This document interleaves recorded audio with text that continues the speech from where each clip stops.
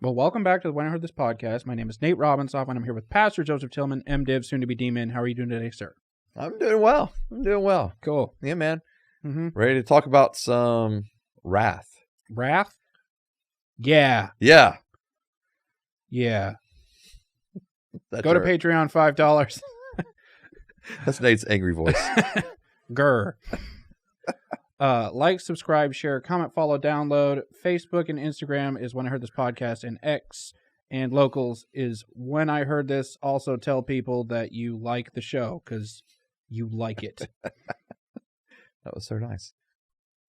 Yeah, it was. Today we're talking about wrath, which is anger, but fancy. It's a fancy sin. It's a real fancy. It's the fancy way to be pissed. Okay. All right. Yeah. All right. So what is that? What was wrath? I think you just defined it. No. What is wrath? All right. So, all right. I'm just not going to look at you for right now while I'm answering this question. All right. No, but wrath is, so it's often understood like. Oh, by the way. Uh-huh. Be longer this time. I know, clips. Yeah. I'm mindful of it. You're going to really like my answer this good. week. I really prepped it. Yeah. All right. So wrath is often understood to mean, like what you were just alluding to, extreme anger, vengeful anger, indignation, a strong feeling of hatred or resentment with a desire for vengeance. It also can be understood to be punishment for an offense or a crime. Oh. Yeah. And then finally, kind of for our purposes, we'll also need to establish like a definition of God's wrath, because there's the wrath, the anger that we think of that is what we experience, what we see. And then there's God's wrath, and God's wrath is really like a divine judgment that's derived from God's holiness, his righteousness, and even his love. And so it's absent of the unethical anger, if you will, which is so often present in man's wrath. Okay. Yeah. So we're never ethically angry. We're going to talk about when it may be ethically okay to be angry. Okay. Yeah. And when is anger moral, immoral, or amoral? Fine. Okay, so wear me out. All right. What does the Bible say about wrath? Okay. A lot. Sorry. What does the Bible say about wrath? A lot, okay? Okay. All right. So, to be honest with you, I feel like we could be here forever just talking about like giving examples of wrath in the Bible. Okay. And that makes the Bible sound like a terrible book. Mm-hmm. Because, I mean, it is a pretty angry book. No. We'll get into kind of the parts of it. All right. But what we see is, all right, we see God's wrath or God's anger that's toward sin or toward actions of sin that's throughout the scriptures. So in other words, God sees sin, God sees actions of sin. And when we talk about sin, we're talking about actions that are happening that are against God and oftentimes against others. Okay. So therefore, God's wrath, if you were, is directed toward that. And so it's this against the sin, against the actions of sin. And we'll get into some of the more specifics of it as we go through the episode. But we also see God's wrath coming upon Jesus, actually. When Jesus dies? Yeah, when Jesus dies. That's God's wrath? God's wrath. And so he refers to it as like a cup of wrath. And so Jesus is like, hey, can you remove this cup of wrath from me? Can you remove this from me? When he's in the Garden of Gethsemane, and he says, Jesus is asking God to not be mad at him. Correct. Okay. Or to not, it's not that God's mad at Jesus, but for Jesus to experience the wrath of God, not toward Jesus, but toward sin. So, all right, let me. Oh, because Jesus was all the sin. Yeah, Jesus became sin. Right. That we might become righteousness in him, as it talks about at the last verse of 2 Corinthians 5. that Jesus actually became sin. And so all of the wrath of God towards sin came upon Christ. So in First John 4:10, it says that Jesus became the propitiation for our sins. And propitiation is it's a word. It's a word. Mm-hmm. And so, in other words, that he became the substitute, if you were, atonement for the wrath of God to come upon him. And so, because the wrath should have fallen upon each one of us because of our own sins, but instead came upon Christ. So does God not wrath us anymore for the sins that we do? No, we're going to see wrath as well. All right, so let me give a definition of this, and we'll come back to that question. Okay. Or not really a definition, but let me share something. So when we see God's wrath, we really see it coming upon humanity at the end times. Okay. You see the what's referred to as the 7 bowls of wrath that are poured out, that's mentioned in Revelation. You see the wrath and the indignation that's coming upon those who are referred to as workers of evil in Revelation 19:15. And so Revelation's so weird. Revelation, I'm not gonna lie, it's a weird book. Like it's weird in the sense of it's cool, but it just there's so much symbolism. Yeah. And there's so many idioms. It can be a very complicated book to follow in some ways of, well, what is all of these different things and when are all these different things happening and occurring? But later. Yeah. But without getting into all of that. So we do see wrath happening at the end times. And so there is a wrath of God that is toward the individuals who how do I want to phrase this? There's the wrath of God that's toward individuals that are not following him. Okay. And so getting back to your question, all right, of, well, what about the wrath that was upon Jesus? So in other words, if Jesus bore our wrath or bore the wrath that should have been, right, then why do we have to bear wrath at some point? From God, right?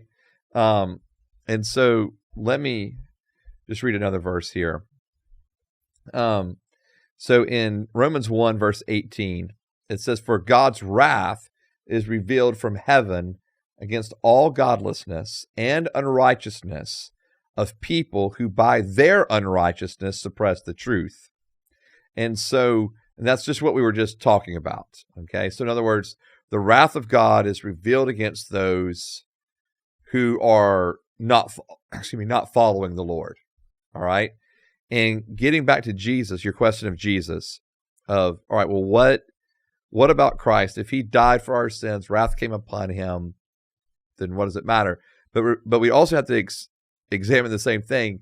If our sins came upon him, if he died for the sins of the whole world, and we're still sinning, then did he die for our sins? So therefore, aren't we just all saved?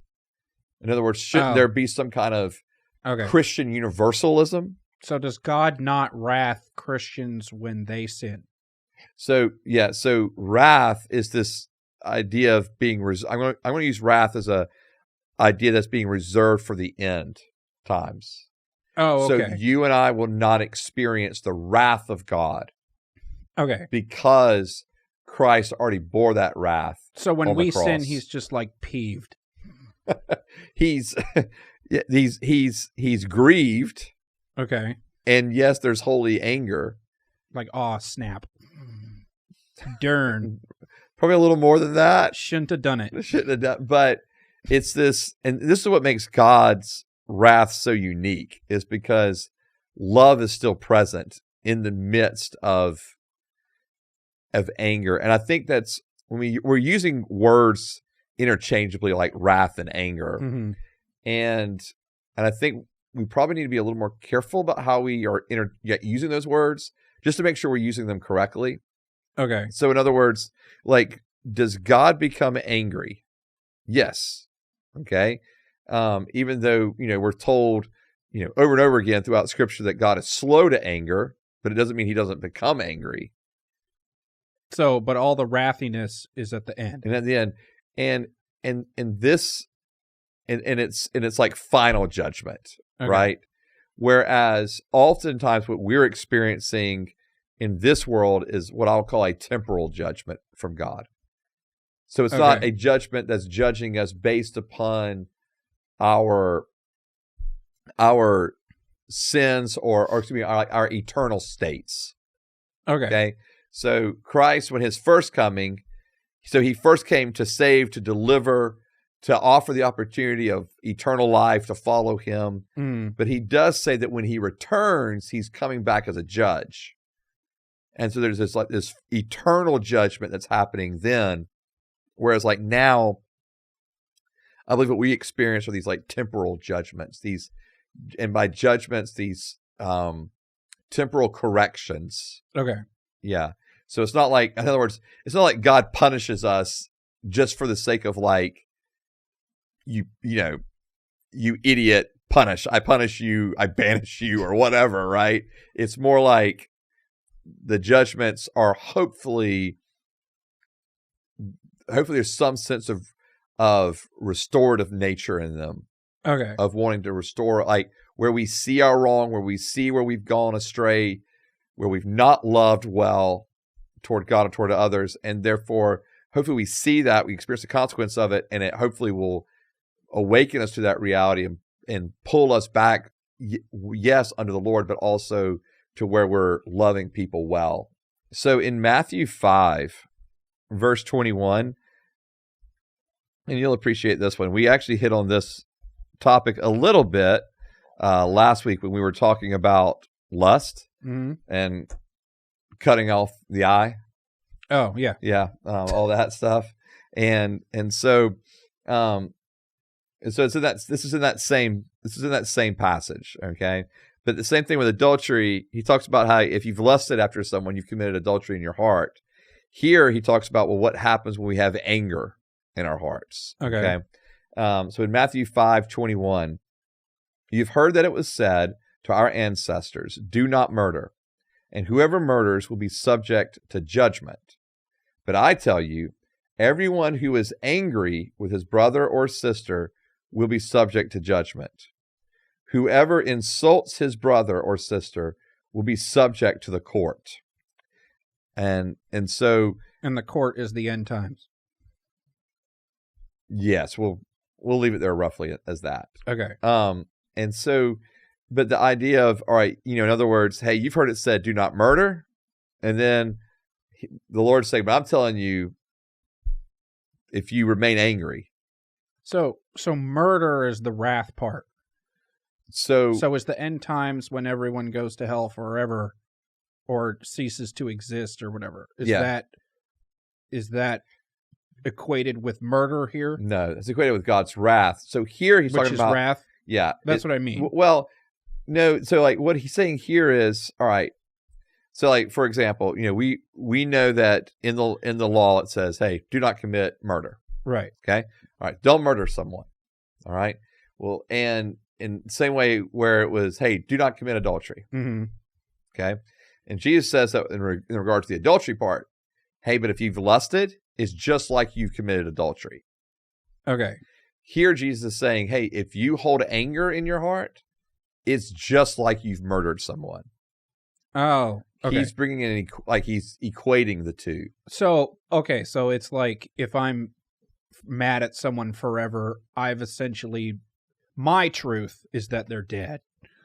Yeah, correct. Okay. Yeah, I mean, like, how many times have we, like, you almost like, oh, they're dead to me. Right. Okay. Yeah. Right. I mean, we've used that phrase before. Yeah.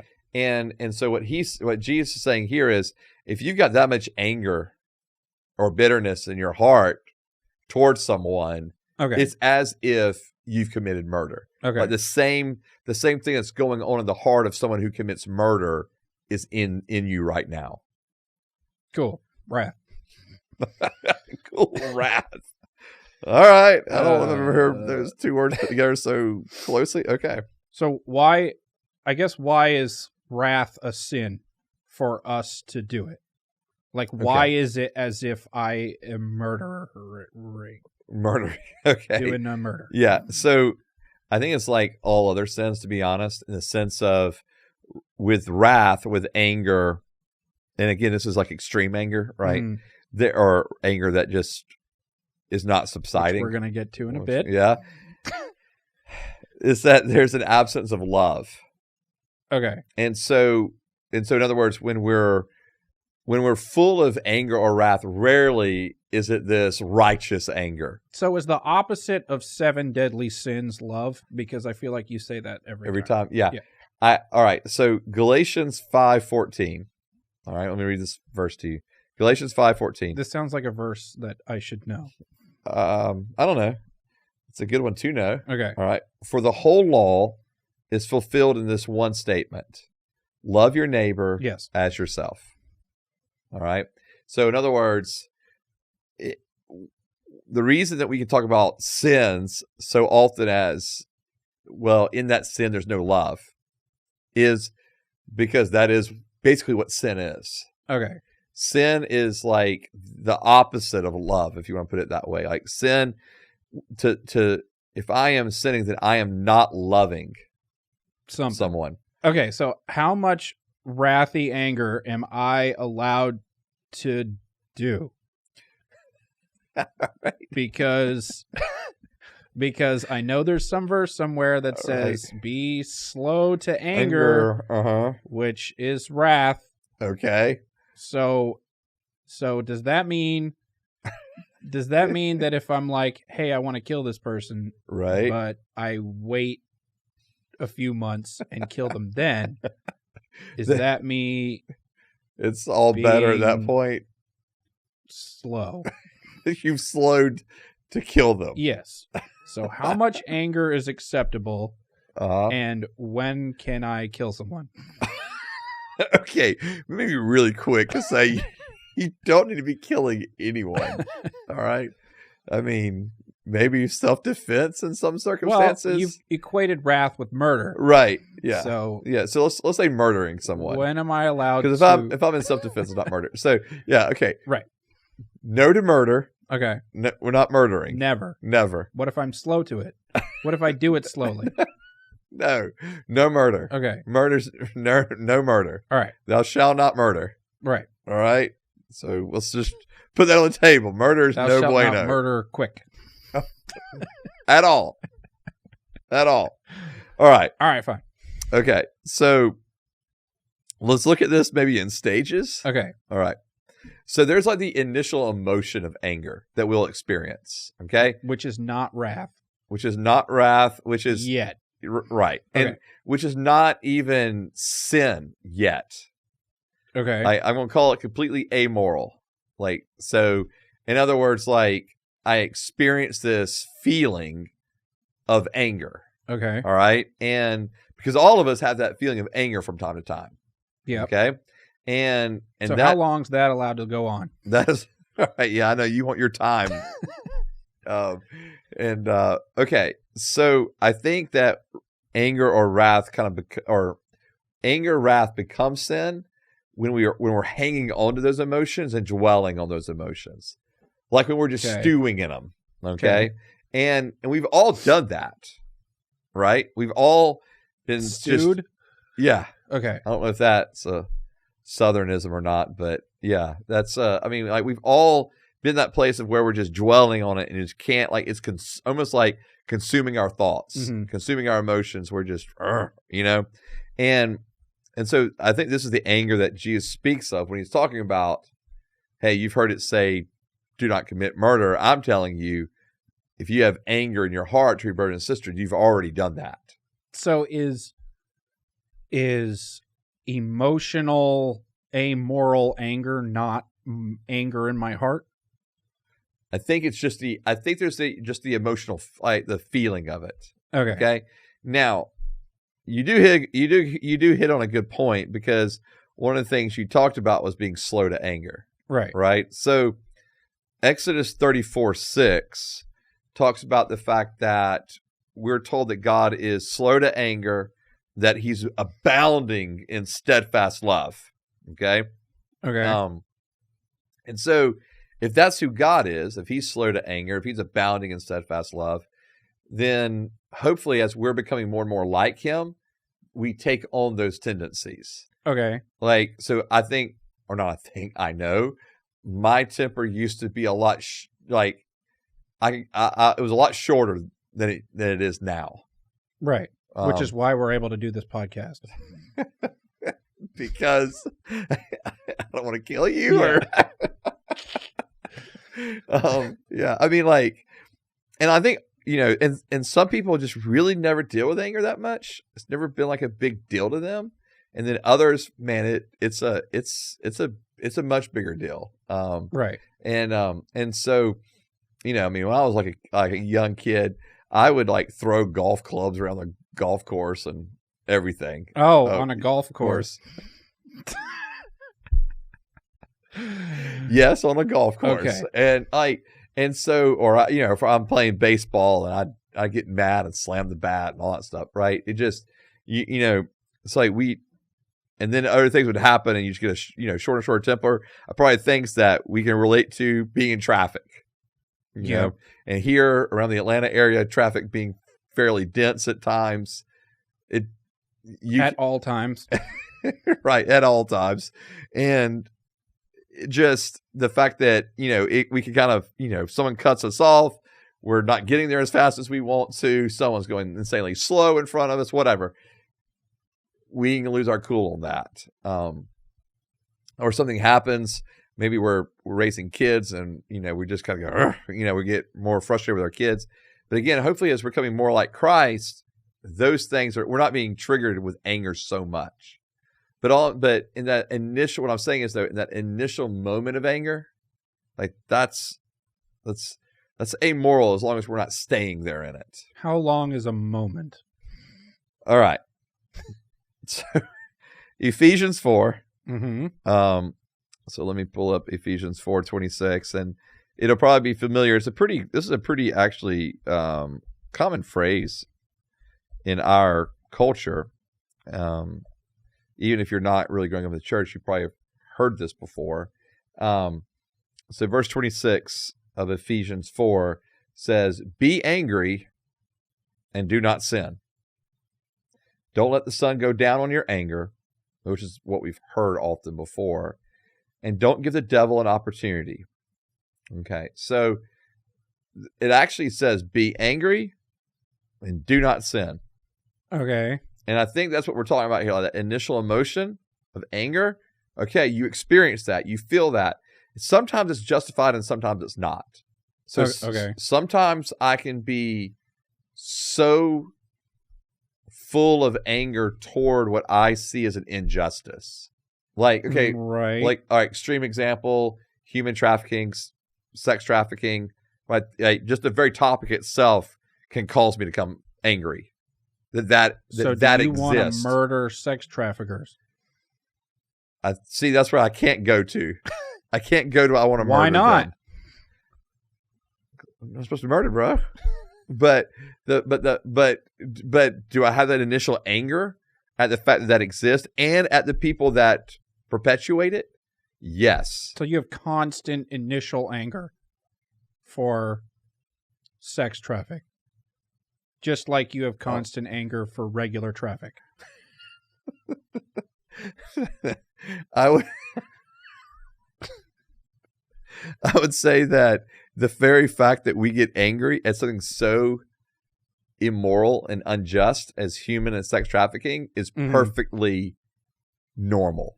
Okay. The fact that we get angry at real traffic in Atlanta, Georgia, it may be normal, but it shouldn't be. Okay, it should be something that's consuming us, where we're yelling and screaming at the person in front of us. And so, but I think Paul's saying here when he's writing this to the church at Ephesus: be angry, do not sin, don't let the sun go down on your anger, and don't give the devil an opportunity. What he's saying here is, okay, you've got anger, you've got the initial anger, but don't let it, I'm not saying, I don't believe Paul's saying it's got to be specific to, well, you got to work it all out in your heart before the sun goes down. Because if you don't, then you're in sin at that point. That's not it's not to be taken literally in that sense. It just means, hey, you can't allow this thing to continue on. Mm-hmm. Like, you can't allow just anger to continue to sit there and to dwell in it and think upon it, because then it becomes this anger, or this wrath becomes this all-consuming thing that's just that's not at all connected to the heart of God. Because unlike God, you and I are not going to be able very well to be loving in the midst of our anger. And rarely is our anger actually righteous. Is anger for sex traffic righteous? I think against it? I think it's righteous. Like, in the sense of like, no, I like to have anger toward the fact that exists. Mm-hmm. Perfectly normal. Okay. But I think but to be clear, the next part of, hey, and I want to go kill all the people, or I wish all the people that did those things would just die. Okay, now that's something that's deeper in my heart that doesn't need to be there. Okay. Now I want justice, right? Mm-hmm. I don't want these individuals to still be around. I want them to be caught. I want them, right? Like, hey, in my mind, I'm like, hey, cut their penises off, right? Like, that's kind of like, that's where I'm at. All right. Yeah. So cool. Yeah. I mean, like, let's do it. So, and honestly, I don't think that's even too much to ask. It's kind of like, hey, you broke a social contract with society by doing this. This is your punishment. I don't want any law in the books that cuts your penis off. No. Because people will use that against people, and that, no. And that's fair. I'm just saying that's how I feel about it, right? Okay. And I do think to have anger over an issue is okay, but yeah, what I'm getting to is, but to have anger to the point of like wanting to murder, kill the individuals behind all of it, that's where it's starting. That's at that point I've crossed a line. Okay, so I can be angry at something forever, but just not want to murder people. Sure. Okay. Yeah, I mean, because I want justice, right? Does that apply to everything and everyone? Am I allowed to be angry at regular traffic forever? No. Okay. Yeah. That's just you're angry at regular traffic just because you don't like it, because it's an inconvenience, because right. It's annoying. So what? That's a pretty different level. Okay, so what things am I allowed to be angry at forever then? I guess are those things violating the will of God? Okay. That you're mad at. So regular traffic is not violating the will of God. It's just a thing. It's just a thing that's happening because we live in a really busy city. Okay. Yeah. So if God was mad at it forever, I'm allowed to be mad at it forever. I think that's a good way of phrasing it. But again, the challenge, though, for all of us is to not want to murder people. Is to have love simultaneously. Okay. Because that's God's, God. Okay. God is still loving. So I can be mad at sex traffickers, but I have to love them. Yeah. And that sound crazy? Ugh. Yeah. The whole love your enemy thing becomes very real at that point. Oh, is that a Bible verse? It is a Bible verse. Oh, okay. You were kind of hoping that really wasn't there? No, yeah.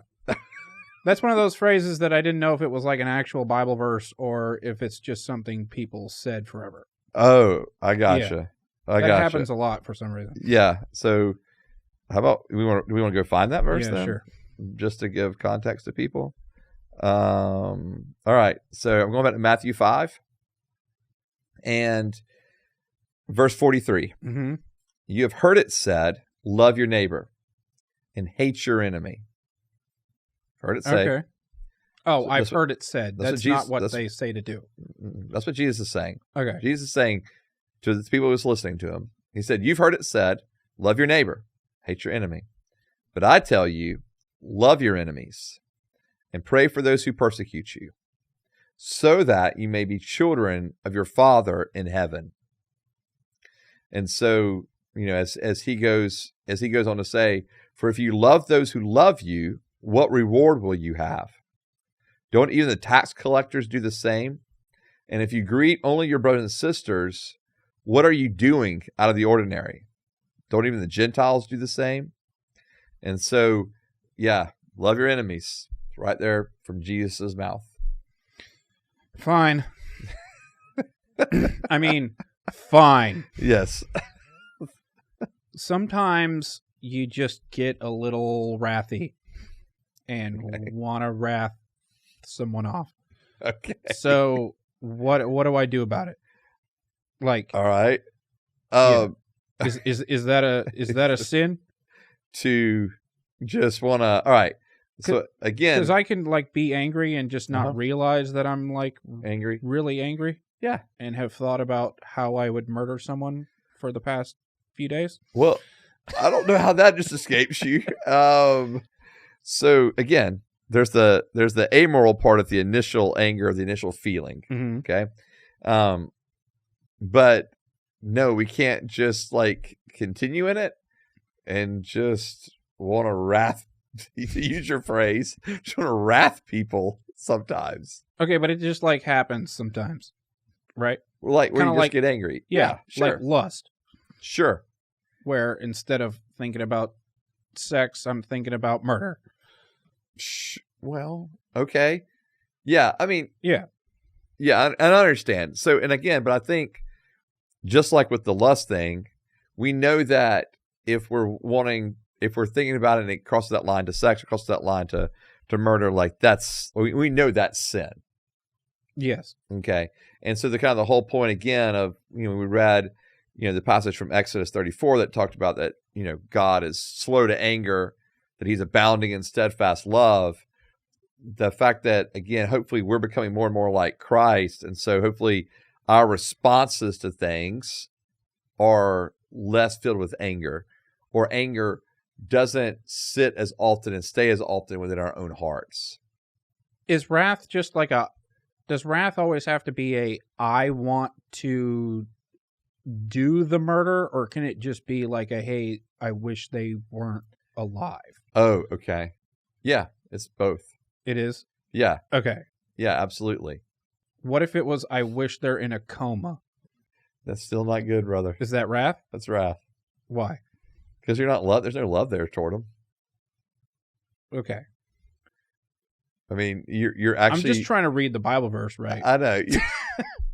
But it's like you're trying to find a way to say, well, I can feel this way towards someone as long as they're not...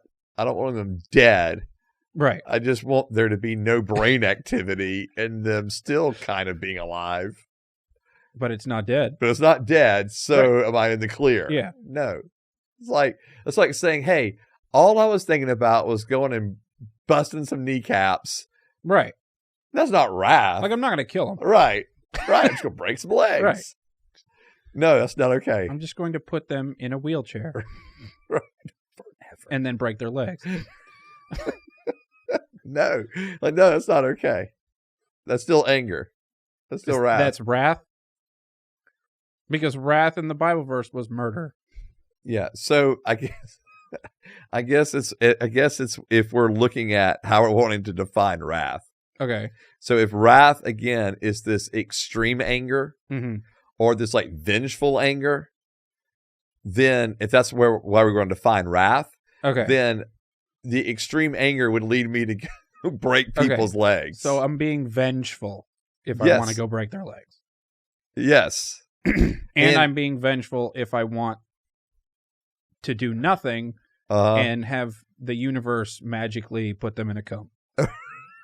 That's being vengeful? Yes. Okay. Yeah. And so I'm pulling up another verse here because I'm concerned. All right. So Romans 12, verse 18. If possible, as far as it depends on you, live at peace with everyone. Friends, do not avenge yourselves. Instead, leave room for God's wrath, because it is written, vengeance belongs to me. So this is the Lord saying this. Okay. The Lord is saying, vengeance belongs to me. I will repay, says the Lord. But if your enemy is hungry, feed him. If he is thirsty, give him something to drink. For in so doing, you will be heaping fiery coals on his head. Do not be conquered by evil, but conquer evil with good. So being nice Mm-hmm. to sex traffickers is worse than killing them. I don't know if I'd use the word worse. Okay. And I don't know if I'd use the word nice. I don't think we're asked to be nice. So giving them water is Sure. worse than killing them. So when it says, so in so doing you're heaping fiery coals on his head, the idea of it is the idea that you're bringing shame on them. Like, in other words, they begin to hopefully they begin to recognize their own shame and will repent. Getting to the point where I'm thinking wrathy, but I didn't try to get there. Okay. Is that sinning? You're thinking that way. Yes. Like vengeful and that kind of thing. Yeah. But then you're saying but you don't want to think that way, or you just Right. don't follow through with the action of it. It just happens. Right. Where you're feeling vengeful. Sure. Right. Yeah. No. Yeah. So yeah, there's that moment of like, I'm going to kill. Yeah. Okay. No, I'm not. Right. I think that's where that idea of in Ephesians 4, where it says, be angry, but do not sin. Okay. Like we're catching ourselves. Right before we kill them. Like God did with Abraham. Again, hopefully this is happening. Like, not okay. I want to get into the whole God and Abraham thing, but hopefully this is happening. I mean, yeah, I guess if it's like bam, bam, bam, like something happens, I'm about to kill them, and then I go, okay, I'm not going to do that. Okay. Oh, good. Like, I'm glad you didn't follow through with that. Okay. Yeah. So, I don't know. I know you I'm like trying your to lines. I'm trying to compare it to the lust one, though. Okay. Like, because when I asked you last week about lust, and I said, this just happens sometimes. Right. Okay. I'll give you that. Yes. Yeah. Yeah, it does just happen. Okay. Yeah. And then we recognize it. Like, me thinking about murdering people just happens sometimes. To everyone, all the time. Okay. Sometimes. Okay, we need to end the podcast. We need to talk right now. So now I'm worried about my own safety. But Not murdering people, but okay, so if you're in traffic, right, and someone cuts you off, it's like, I hope you get run over by a truck. Right? I can think that in that moment. And that wasn't me, like... it just came out. Yeah. Yeah, okay. All right. So, again, but we realize it's wrong, right? So that's wrong. We need to recognize the fact that thought process is not okay. That's a sin. That thought process, I just sinned just then. When it comes out, I need to go, Lord, that's not your thoughts. So, Lord, forgive me. And Lord, help renew my mind. The same way with lust, when we said, yes, it just happens. Like, oh, I think that way, but then I need to quickly go, but Lord, that's not okay. Okay. Forgive me. I repent. Help renew my mind. Okay, my heart. All right. Yeah. So that is a sin. Yeah. To do that. Yeah. And I'm saying, God, forgive me for sinning. Yes. Because I just wanted someone to get run over by a truck. Right. I think there's a huge difference between like, oh man, that frustrates me, to that frustrates me, and now I want to get run over by a truck. Okay, because there aren't any Bible verses that say be slow to lust. Right. Right. Yeah, it says flee sexual immorality. Like, right. Get away it from says it. Get away from it. But there's Bible verses that say be slow to anger. And they allow you to be a little wrathy. So that's what I'm trying to figure out. Okay. Yeah. I guess I would. Okay. And that's what I'm saying. Like, when that happens, I am still going to say, Lord, forgive me. I know that's not the right way to think. People can be mad about, wrathy about things that happened. Like, as an example, it's a childhood something that happened. Sure. And it's like the worst thing ever. Yep. And you can be mad about it forever. Sure. How much being mad about something like that is acceptable?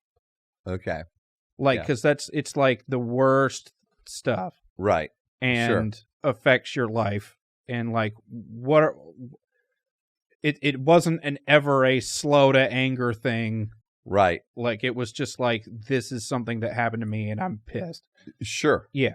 Sure. So, like, where does that fall into the spectrum of all of this? The anger mad curve. Curve. Okay. Yeah. Scale. I like scales. Scales. Not spectrums. Ugh. No all more right. spectrums. No more spectrums. We're never bringing up spectrums ever again. Definitely going to bring it up. Scales.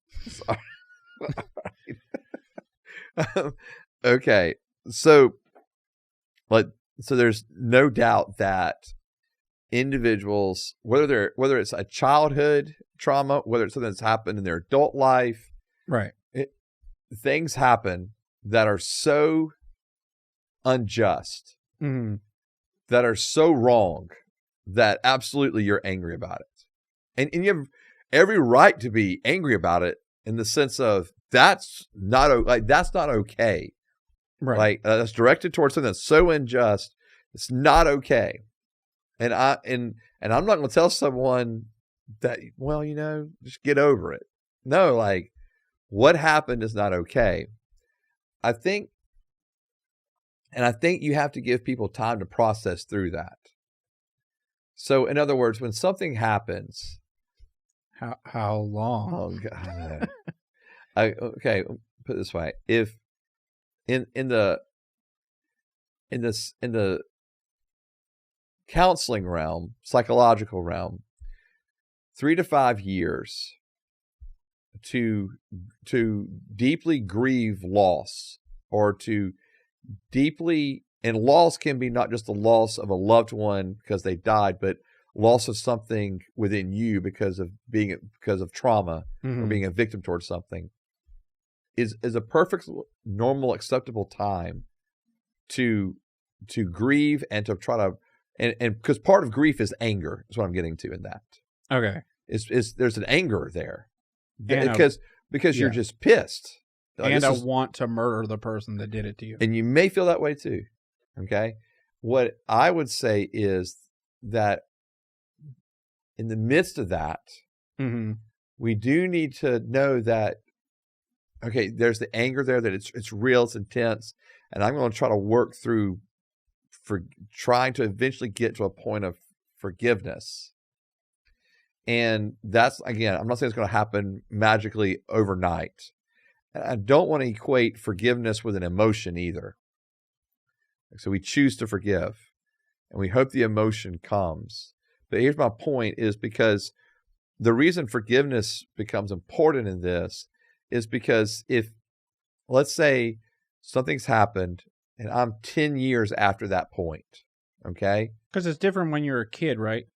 The 3 to 5 years don't apply, or do they apply? Everyone's so uniquely different, but generally speaking, no, it's 3 to 5 years is still applying, because I want to help. Like, if a child loses both parents, if a child is traumatized because of molestation or those kind of things, you're wanting to help them process, and I don't know if I love the word process, but to help them navigate through the feelings, the emotions that are just coming, right? The thoughts of, questioning why, the thoughts of, I hate them, if you've been harmed or hurt, the thoughts of, why, God, did you allow this? Like, working through all of those things, working through anger toward God, toward self, toward others, working through all of that. Okay. But I don't want anyone, regardless of how young or old they are, when they experience the hurt, the trauma, the loss, I don't want anyone to keep carrying that, where it's this all-consuming thing that now defines their life. Okay. Because that is so unhealthy. We become such a fractured person from who we are created to be. And we're all fractured and broken. None of us are fully whole, and we won't experience full wholeness, until the new creation. So I'm not I'm not saying it, but it's just like, but at the same time, as we're moving toward and being shaped and formed in Christ, we are regaining wholeness. We're moving toward wholeness in Him. Okay. And wholeness, by wholeness, I mean like wholeness in our body and our mind and our emotions and our will and our spirit life, like a wholeness of a person. And what can happen is anger can be so deeply embedded in us that now all of a sudden that anger is dictating my life. Okay. So it was leaving me in a very broken state. And again, if I'm in this state for a few years, 3 to 5 years, like that would be normal to walk through. But if I'm 10, 15, 20 years removed from the event and it's still consuming me, it's still dictating my life and my decisions and my choices, and I've got this anger that's just, I mean, that's to me where it becomes unhealthy for you as a person, because not only do you have the unforgiveness and the anger there, but it's also more than likely deteriorating, or causing strife in relationships that you have, that you would like to have. Is unforgiveness equal anger?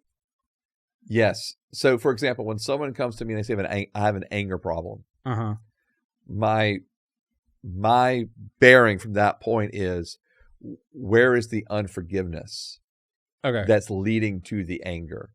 Okay. So you can kind of think of unforgiveness as like a root, and anger is like a symptom of that, like a branch coming off that tree of unforgiveness. Yeah. So what if you don't realize that you're pissed forever?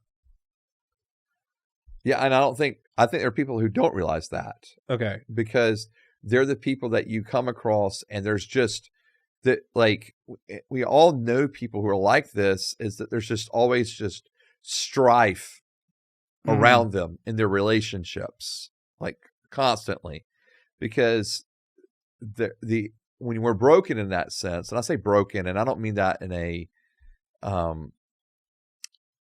like it's your fault you're broken. I don't like right.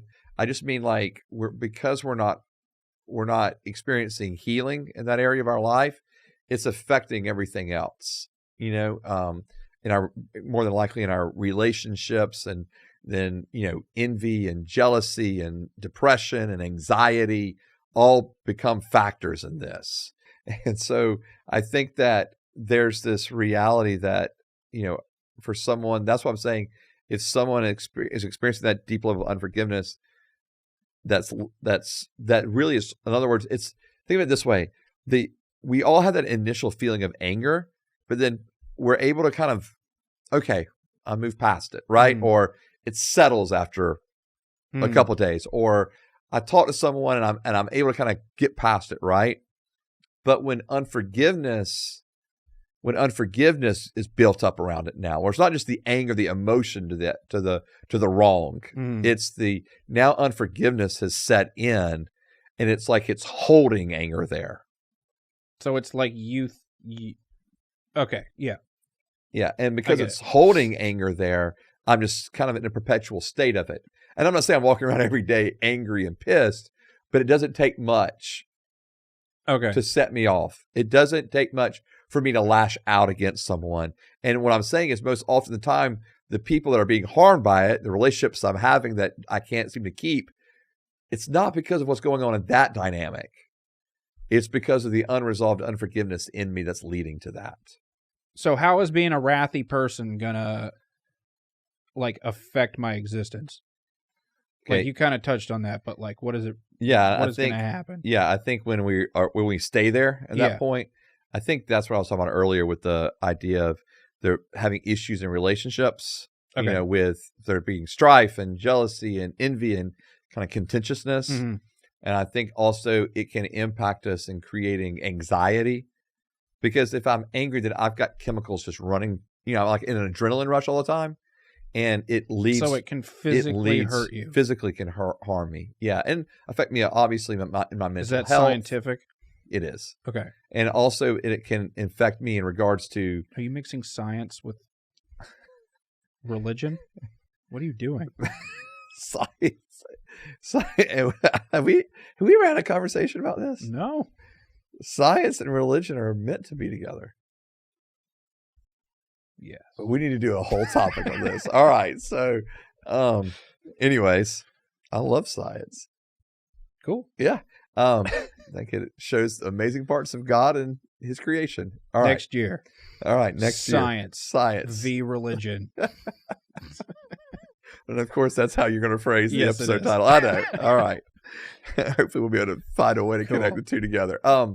But yeah, so because if we're experiencing like these adrenaline rushes all the time, it's leading to more anxiety. Okay. And that anxiety can lead to panic attacks, and therefore it's affecting my own mental health, my own mental life, but it also may be even affect my ability not only in relationships but in the workplace, those kind of things. And obviously, I mean, depression can come out of that as well. And so yeah, it can have a large impact if I just remain. What I'm saying is when I'm remaining there, it can have a large impact on my own personal health and life and relationships and even in workplace commitments. No matter where I am on the scale from I'm angry right now because something dumb happened versus something really horrible happened to me when I was a child and I want to like kill the person that did it my entire life. Sure.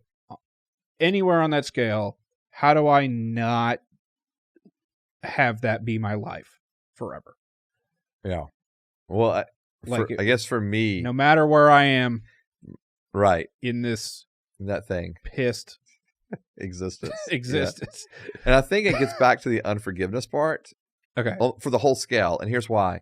Because if I've got unforgiveness for something that I'm just holding on to, it will cause me to have more of those anger outbursts in the quote unquote dumb moments or the dumb things. Okay. I'll have a greater tendency to lash out or to have anger toward things that probably don't deserve that level of anger. So how do I forgive someone? And then once I've done that, how do I know I forgave them? Okay. So forgiveness, one, is not a feeling or emotion. It's a decision. It's a choice. Okay. So I choose to forgive. Okay. So so I approach it in the sense of, all right, I am choosing to forgive this person. So Lord, I forgive them. Okay.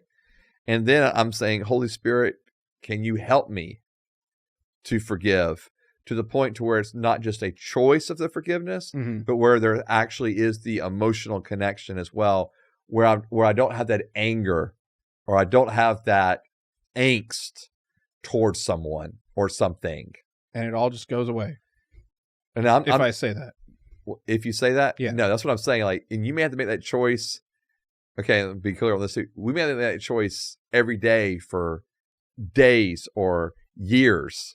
Okay. And then it gets to the point to where it's not all consuming me, but it doesn't mean that when I think about it or if something comes up that is similar to it or relates to it, that it won't trigger an emotion again. Okay? Okay. And then I just ask for forgiveness again. And that's when your question is, how do I know when I've forgiven them or forgiven someone?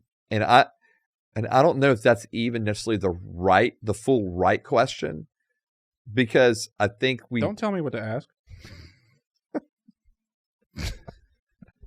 Well, I'm going to anyway. All right. So you can be mad about it if you want to. Yeah. Yeah. Damn it. Thanks. But I think that the fact that, we're saying, all right, I'm choosing to forgive, because I know people who have, man, they are forgiven and they feel like they're forgiven. It's not like weighing on their mind or their heart. The emotion's not there kind of all the time. And then something may happen 20 years after the fact, and it causes some things to come up again. And I don't want someone to go, oh no, I guess I never really forgave them. That's what I don't want to happen. Okay. I want them to go, okay, no, I did forgive them. Something came up that caused an emotional response because it was similar or had the same feeling of what happened 20 years ago. Okay, I can forgive again. And it doesn't mean I've been walking in unforgiveness for 20 years. But I think, so for me, that's kind of part of that. But again, depending on the level of it, right? I mean, it's completely normal and okay to, talk with pastors or counselors or whoever it may be to help, again, navigate the grief from whatever that loss experienced is that has led to unforgiveness. Well, that was a great episode. Yeah. Mm-hmm. You're very kind. I know. I mean, that was impressive. You were kind and offered some great advice. Thank you, Nate. You're welcome. I appreciate that greatly. Well, this has been the When I Heard This podcast. You can follow the podcast on Facebook and Instagram at When I Heard This podcast, and X and Locals at When I Heard This. Go to Patreon, $5. Like, subscribe, share, comment, follow, download. You can follow me on Facebook and Instagram at Nate Robinsoff, and you can follow Joseph on Instagram at Rev Joe T. This has been the When I Heard This podcast. I'm going to see you guys next time. Bye.